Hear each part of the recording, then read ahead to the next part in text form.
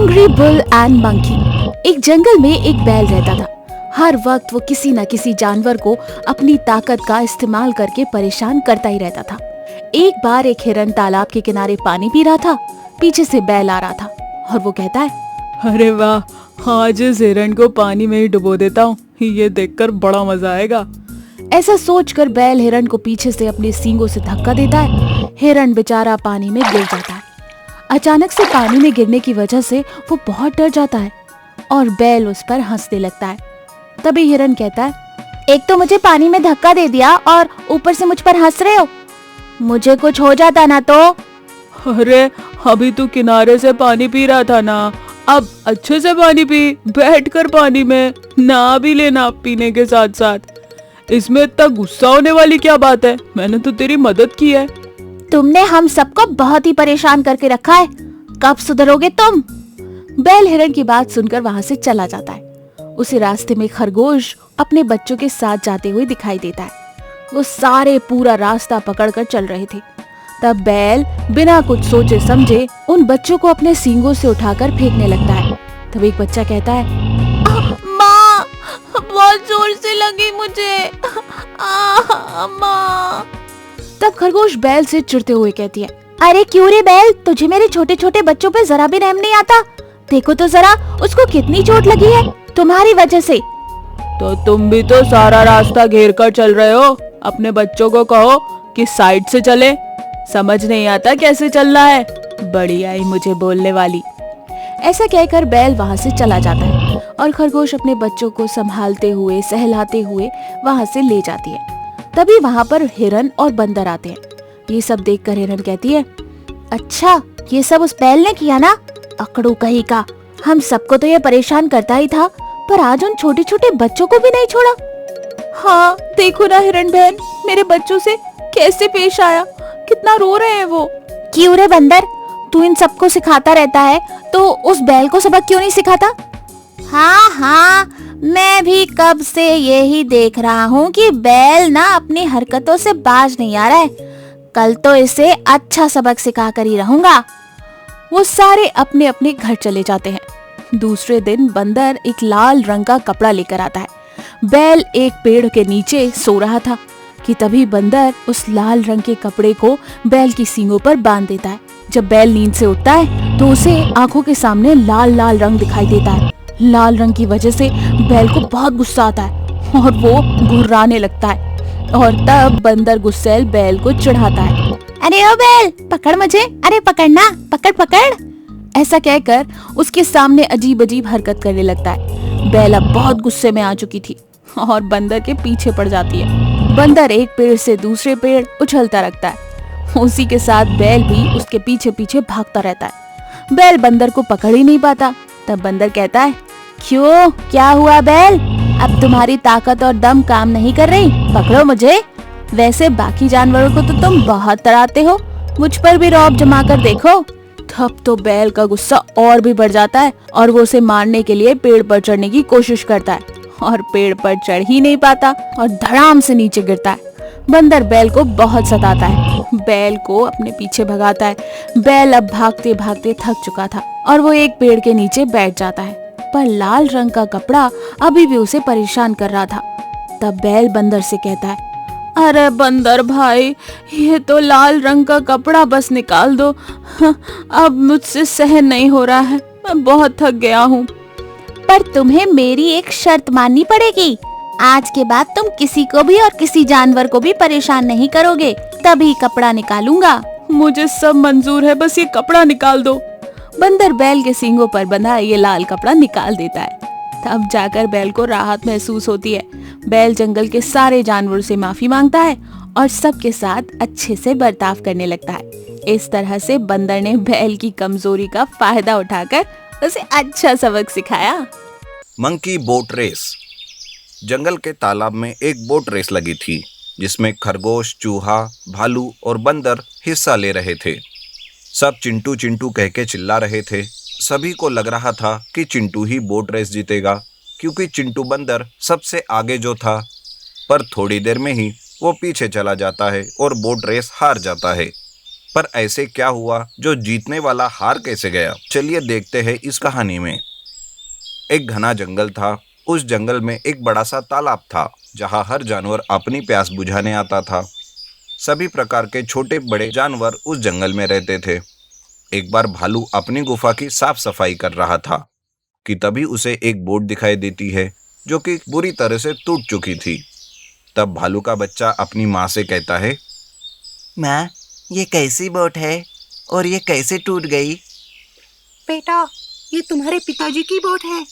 उन्हें बोट चलाना बहुत पसंद था, पर बेटा एक बार ये बोट टूट गई, तब से मैंने इसे यहाँ रख दिया। मैं भी बोट चलाऊंगा माँ, मैं इसे ठीक करता हूँ। ऐसा कहकर भालू अपने पिताजी की बोट को ठीक करता है और तालाब की ओर जाता है। भालू धीरे धीरे बोट चलाना सीख लेता है। उसी तालाब के पास चिंटू नाम का एक बंदर भी रहता था। चिंटू के पास पहले ही एक बोट रहती है, पर चिंटू बड़ा घमंडी बंदर था। एक बार वो भालू से कहता है, क्यों भालू, सीख गया बोट चलाना या मैं कोई मदद कर दूं सिखाने में? नहीं नहीं, अब मैं सीख चुका हूँ, मुझे किसी की मदद की कोई जरूरत नहीं। भालू को देखकर खरगोश और चूहा भी अपनी अपनी बोट बनाकर तालाब में आते हैं और अपनी बोट चलाने लगते हैं। उन सब को देखकर चिंटू को बड़ा गुस्सा आता है और वो सोचने लगता है, एक के बाद एक हर कोई बोट लेकर तालाब में आ रहे हैं, पर कुछ भी हो, मैं ही अव्वल हूँ इस बोट को चलाने में। उन सब को बोट चलाते देख चिंटू बंदर को गुस्सा आ जाता है। घमंडी चिंटू एक बार उन सब को रोक लेता है और बोट चलाने से मना कर देता है, जिस वजह से खरगोश, चूहा और भालू के साथ वो झगड़ा करता है। तब भालू से कहता है, क्या बात है चिंटू, तुम ऐसे हमें रोक नहीं सकते, ये तालाब सिर्फ तुम्हारे अकेले का नहीं है। इस तरह से सब उससे झगड़ा कर रहे थे कि तभी वहां पर एक हाथी आता है और उनका झगड़ा सुलझाने की वो कोशिश करता है। तब उसके दिमाग में एक आइडिया आता है और हाथी उन सब से कहता है, मेरे पास एक आइडिया है, क्यों ना तुम सब बोट रेस लगाओ।